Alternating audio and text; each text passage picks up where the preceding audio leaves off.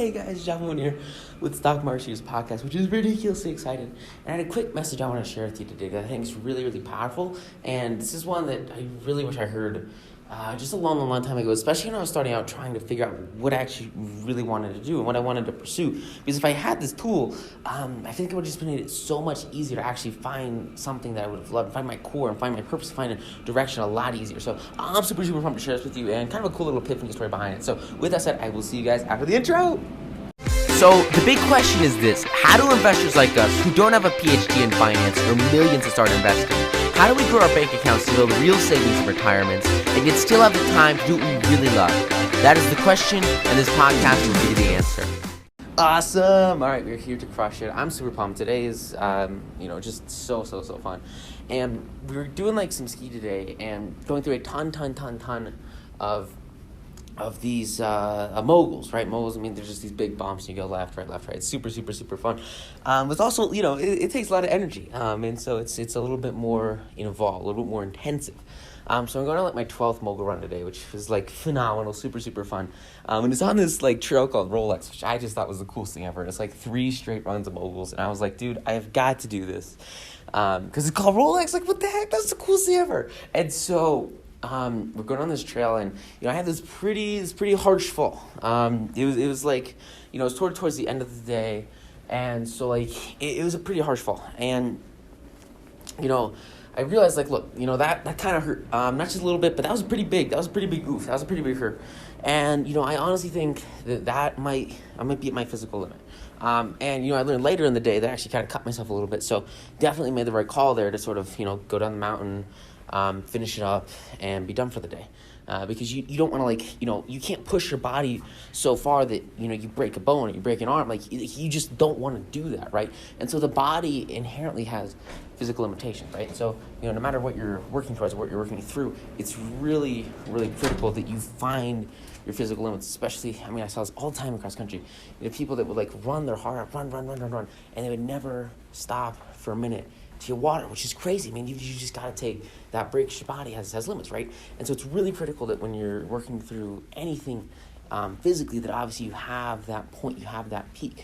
But sort of in conjunction with that, your mind and your consciousness and your actions and your goals, they're sort of different, because you can wake up the next day and be refreshed instantly. It doesn't take a month to heal any sort of damages you have internally.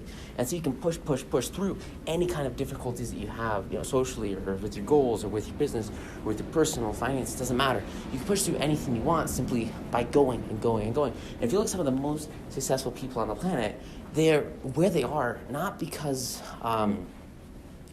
most of them aren't there because they got lucky, right? They can just win the freaking lottery. How did they get there? They got there by pushing and persevering and continuing to go over and over, and never for a minute stopping when somebody said, oh, don't do that. Oh, don't do that. Oh, don't do that. Oh, it's a bad idea.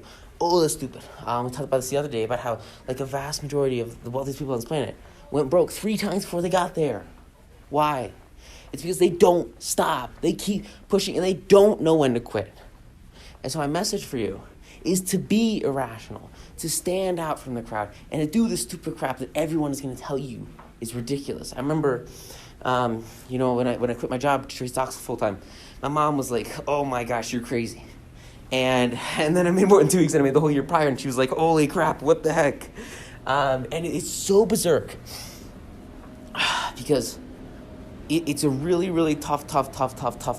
And for me, it does not come easy, right? You've got to put in the effort. You've got to put in the energy. You've got to put in the time invested in your own education.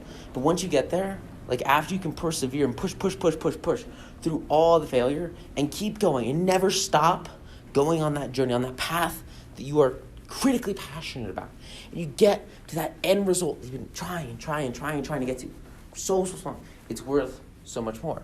And similarly, it's a guaranteed result. Now, you might fail along the way. That's 100% true. You might fail 10 times before you had that first test. You look at some of the most successful people on the planet. What Edison? He failed, hundreds of times with his entire freaking team before he made a light bulb? Why did he keep going? Why did he keep pushing? Because he freaking had the end in mind. And when you have that goal, when you have that mission, when you have that place where you're going, it's literally impossible to fail, and it's essentially only a numbers game of continuing to go over and over and over and over again. And if you fall over, if you lose the money, if you go bankrupt, if you get pushed into a corner, you take the beating, you take the lesson, you appreciate it, you understand it. I remember our last first 6 figures, it was like, oh my gosh, so much to learn. And then you stand up and you keep going. And you get back and you do the exact same thing that you know works. And that you just have to do a couple more times to have the success and the vision and the development and the growth that you desire. I remember very, very often you guys kind of see me trading live. And I'll have these setups, like really, really, really solid technical setups. But they won't work, like maybe 40% of the time. 30% of the time, just kind of depends. But when they do work, you make like 2 or 3 or 4 or 5 times more than you actually are risking on a downside on a stop loss. And so in the end, it's worth so much more to get into as many positions as you can, because you know that the upside on those setups is drastically higher than the downside. And similarly, you have a very, very, very, very, very, very, very, very good probability of succeeding. And yet there are those positions where you lose. And sometimes, like last week, I leveraged a trade on an option for a 2-week trade, which is not really my area of expertise, but I'm getting more and more into it, which is kind of exciting. And right now it's on like 66%, which is harsh. And if you're wrong and you leverage it, you get screwed. That's a bad place to be. But guess what? You get up from that, you learn from it. You make the changes that you need in your technique. You adapt it to your style, and you stick to your core. You get better and better and better again.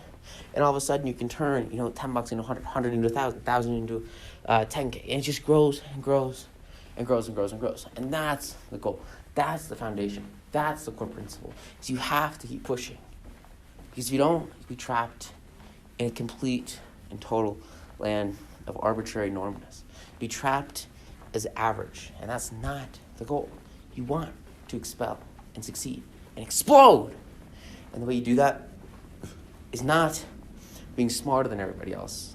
It's by pushing through and continuing on your journey when everybody else would quit. And that's the message. That's the goal. So hope you got a ton of value from this. Go out there, apply it, absolutely crush it. And remember, do not stop. Thanks, guys. See you in the next one. Have fun. Bye.